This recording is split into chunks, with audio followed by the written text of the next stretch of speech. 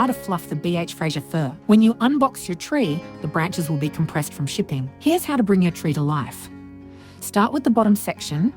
Spread inner branches in an alternating pattern, so the branches fill the gaps near the trunk.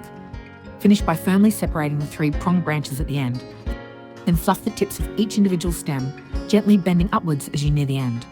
Due to the branch's sturdy nature, you may need to bend them further than where you want because they will slowly adjust back. Repeat this process for the entire bottom section. Add the middle section and shape the same way. When adding the top section, pull down the wire branches and fluff to fill the gap between the hinged and wire branches. Continue fluffing by separating the inner branches and gently bending the tips upward. From time to time, take a step back to assess and fill any gaps you see. Unique to the Fraser Fir tree is its trident-shaped top branches, which should be fluffed up and outwards to complete the look. After a few hours of fluffing, you'll be ready to enjoy the full and natural look of your tree.